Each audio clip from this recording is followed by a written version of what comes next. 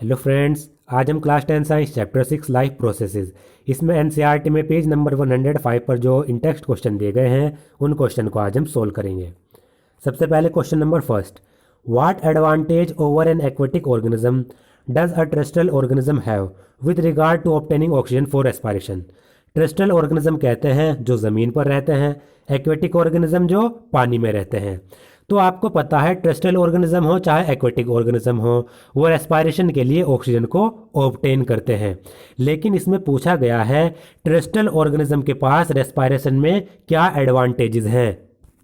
Terrestrial organism aquatic organism के ऊपर respiration में क्या एडवांटेज रखते हैं, ये इसमें क्वेश्चन में हमें बताना है।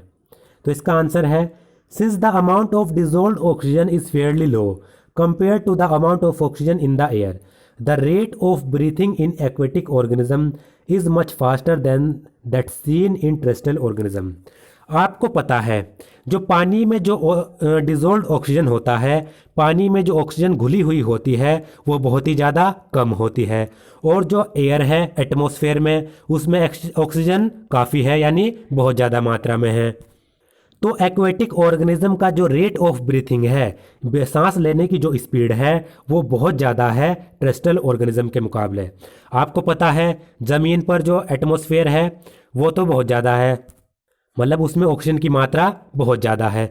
तो जो ज़मीन पर रहने वाले ऑर्गेनिज्म हैं उन्हें ऑक्सीजन का इस्तेमाल करने के लिए अपने ब्रीथिंग रेट को ज़्यादा बढ़ाना नहीं पड़ता, वो आसानी से उसको यूज़ कर लेते हैं। लेकिन जो एक्वेटिक ऑर्गेनिज्म होते हैं पानी में, वो पानी में आपको पता है ऑक्सीजन का जो लेवल है, ऑक्सीजन की जो मात्रा है वो बहुत ही ज़्यादा कम है। तो एक्वेटिक ऑर्गेनिज्म को पर्याप्त मात्रा में ऑक्सीजन का यूज़ करने के लिए अपना जो ब्रीथिंग का जो रेट है, सांस लेने की जो रेस्पिरेशन की जो स्पीड है उसको बढ़ानी पड़ती है, जिससे कि पर्याप्त मात्रा में इनफ क्वांटिटी में उनके अंदर ऑक्सीजन पहुंच सके। अब अगर कहीं ऑक्सीजन कम होगी तो वहाँ पर सांस लेने की जो स्पीड है वो बढ़ानी पड़ेगी, क्योंकि ऑक्सीजन तो काफ़ी मात्रा में चाहिए होती है। अब ज़मीन पर ऑक्सीजन बहुत ज़्यादा है एटमॉस्फेयर में, तो वहाँ पर सांस इतनी तेज़ी से नहीं लिया जाता, क्योंकि एक ही बार में काफ़ी ऑक्सीजन बॉडी के अंदर पहुँच जाती है। तो ये एडवांटेज है। Therefore unlike aquatic animal, terrestrial animal do not have to show various adaptation for better gases exchange. तो जो टेरेस्ट्रियल ऑर्गेनिज्म है, ज़मीन पर रहने वाले जो एनिमल्स हैं, उनको गैसेस एक्सचेंज के लिए, ऑक्सीजन यूज़ करने के लिए और CO2 को बाहर निकालने के लिए ज़्यादा अडेप्टेशन नहीं करने पड़ते, ज़्यादा मॉडिफिकेशन नहीं करना पड़ता। जबकि जो एक्वेटिक एनिमल्स हैं उनको अडेप्ट करना पड़ता है, उनको अपना ब्रीथिंग रेट बढ़ाना पड़ता है। Question number 2, What are the different ways in which glucose is oxidized to provide energy in various organism? अलग अलग ऑर्गेनिज्म में जो ग्लूकोज है वो एनर्जी प्रोवाइड कराने के लिए किन किन तरीकों से, किन किन वेज से ऑक्सीडाइज होता है, वो वेज हमें बताने हैं। तो यहाँ पर ये दिया गया है, glucose is first broken down in the cell cytoplasm into a 3 carbon molecule called pyruvate. कोई भी ऑर्गेनिज्म हो, सबसे पहले क्या होता है, जो ग्लूकोज है वो सेल के साइटोप्लाज्म में पायरुवेट में कन्वर्ट हो जाता है। पायरुवेट एक 3 कार्बन का मॉलिक्यूल है, उसमें ग्लूकोज कन्वर्ट हो जाएगा सेल के साइटोप्लाज्म में। उसके बाद जो पायरुवेट है वो अलग अलग कंडीशन में अलग अलग तरीके से टूटता है और एनर्जी को प्रोवाइड कराता है। जैसे ग्लूकोज है 6 कार्बन का मॉलिक्यूल है C6H12O6, ये सेल के साइटोप्लाज्म में पायरुवेट में कन्वर्ट हो जाएगा, 3 कार्बन का ये मॉलिक्यूल होता है। अब बात आती है ये पायरुवेट किस तरीके से टूटेगा, इसकी अलग अलग कंडीशन है। पायरुवेट यीस्ट में ऑक्सीजन की अब्सेंस में, जो यीस्ट ऑर्गेनिज्म होते हैं पायरुवेट उनमें ऑक्सीजन की अब्सेंस में इथेनॉल में कन्वर्ट हो जाता है, कार्बन डाइऑक्साइड में कन्वर्ट हो जाता है और एनर्जी प्रोवाइड कराता है। अब ये पायरुवेट ह्यूमन मसल सेल्स में ऑक्सीजन की अब्सेंस में, पायरुवेट ह्यूमन की जो मसल सेल्स होती हैं उनमें ऑक्सीजन की अब्सेंस में, लैक ऑफ ऑक्सीजन में लैक्टिक एसिड और एनर्जी में कन्वर्ट हो जाता है। तो यहाँ पर प्रोडक्ट डिफरेंट बना रहा है। अब तीसरा इसका, पायरुवेट माइटोकॉन्ड्रिया में, सेल का जो माइटोकॉन्ड्रिया होता है उसमें ऑक्सीजन की प्रेजेंस में कार्बन डाइऑक्साइड, वाटर और एनर्जी में कन्वर्ट हो जाता है। तो आप देख सकते हैं पायरुवेट अलग अलग कंडीशन में अलग अलग प्रोडक्ट बना रहा है। ऑक्सीजन की एब्सेंस में यीस्ट में इथेनॉल CO2 बना रहा है, एनर्जी भी दे रहा है। ह्यूमन मसल सेल्स में ऑक्सीजन की अब्सेंस में लैक्टिक एसिड और एनर्जी बना रहा है। माइटोकॉन्ड्रिया में ऑक्सीजन की प्रेजेंस में CO2 वाटर और एनर्जी बना रहा है, एनर्जी दे रहा है। तो ये आपको याद रखने हैं, ये कंडीशन है। अलग अलग पाथवेज से ये ग्लूकोज का ब्रेकडाउन है। Third question, how is oxygen and carbon dioxide transported in human beings. Oxygen और कार्बन डाइऑक्साइड ह्यूमन बींग्स में किस तरीके से ट्रांसपोर्ट होती है, वो तरीके बताने हैं। आंसर है, haemoglobin transport oxygen molecule to all the body cell for cellular respiration. हमारे ब्लड के अंदर जो रेड पिगमेंट होता है हीमोग्लोबिन, वो ऑक्सीजन के मॉलिक्यूल को ट्रांसपोर्ट करता है हमारी बॉडी की जितनी भी सेल्स हैं सेलुलर रेस्पिरेशन के लिए। तो हीमोग्लोबिन क्या कर रहा है, ऑक्सीजन को ट्रांसपोर्ट कर रहा है हमारी बॉडी सेल तक। The haemoglobin pigment present in the blood get attach to O2 molecule that are obtained from breathing. तो जो हीमोग्लोबिन पिगमेंट है हमारे ब्लड में ये प्रेजेंट होता है, ये ऑक्सीजन के मॉलिक्यूल से जुड़ जाता है। ऑक्सीजन के जो मॉलिक्यूल है वो हीमोग्लोबिन से बाइंड हो जाते हैं और बाइंड होने के बाद वो ऑक्सी हीमोग्लोबिन बना लेते हैं। तो क्या हुआ, ऑक्सीजन के मॉलिक्यूल हीमोग्लोबिन से बाइंड हुए, ऑक्सी हीमोग्लोबिन बना लिया। इट दस form oxy haemoglobin and the blood becomes oxygenated. अब ऑक्सीजन और हीमोग्लोबिन जुड़ गए तो जो ब्लड है वो ऑक्सीजनेटेड हो जाता है। ऑक्सीजनेटेड का मतलब है ब्लड में ऑक्सीजन आ जाती है। This oxygenated blood is then distributed to all the body cell by the heart. उसके बाद फिर हार्ट क्या करता है, इस ऑक्सीजनेटेड ब्लड को सभी बॉडी सेल तक पहुंचा देता है। After giving away O2 to the body cell, blood takes CO2 which is the end product of cellular respiration. उसके बाद हार्ट ने क्या किया, ब्लड को पंप किया, ब्लड ने बॉडी सेल तक ऑक्सीजनेटेड ब्लड को पहुंचा दिया।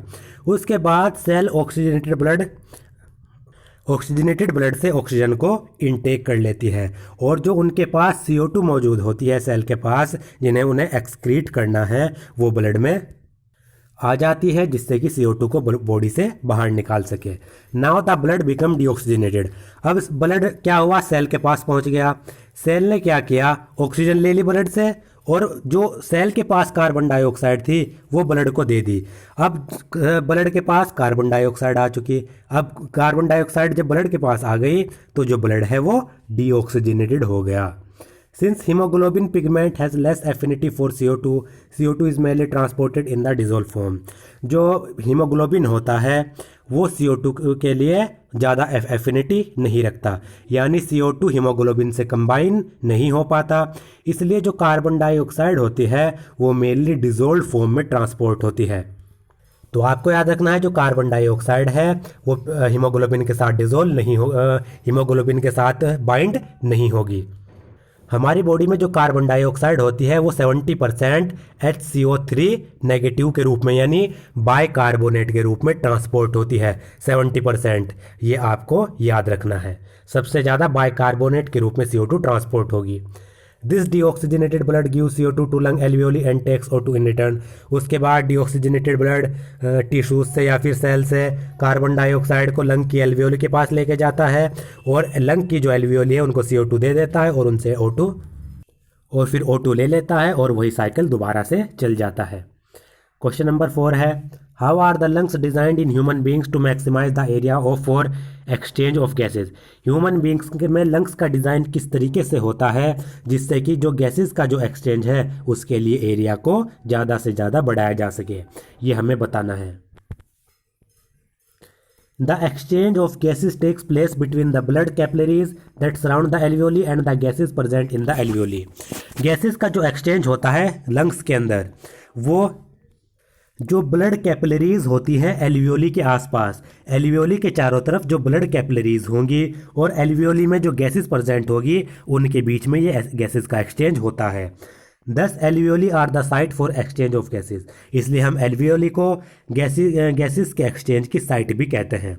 The lungs get filled up with air during the process of inhalation as ribs are lifted up and diaphragm is flattened. तो इनहेलेशन प्रोसेस के दौरान क्या होता है, यानी जब सांस लिया जाता है यानी ऑक्सीजन को इनटेक किया जाता है। ऑक्सीजन के इनटेक के समय जो लंग्स हैं वो हवा से भर जाते हैं, एयर से भर जाते हैं, जिससे जो रिब्स हैं, पसलियाँ हैं, वो ऊपर उठ जाती हैं और डायफ्राम फ्लैट हो जाता है। The air that is rushed inside the lungs fill the numerous alveoli present in the lungs. और जो एयर लंग्स के अंदर इनहेलेशन प्रोसेस के दौरान जाती है वो जो लंग्स में एल्वियोली प्रेजेंट हैं उनमें वो भर जाती है। Each lung contains 300 to 350 million alveoli, और हर एक लंग में 300 से 350 मिलियन एल्वियोलीज होती हैं जिनमें इनहेलेशन प्रोसेस के दौरान एयर यानी ऑक्सीजन भर जाती है। These numerous alveoli increase the surface area for gaseous exchange, making the process of respiration more efficient। तो लंग्स के अंदर जो ये 300 से 350 मिलियन एल्वियोली हैं, इतनी ज़्यादा एल्वियोली हैं, ये गैसेस एक्सचेंज के लिए सरफेस एरिया लंग्स के अंदर बढ़ा देती हैं, जिससे जो रेस्पिरेशन का प्रोसेस है वो बहुत ज़्यादा एफिशिएंट हो जाता है।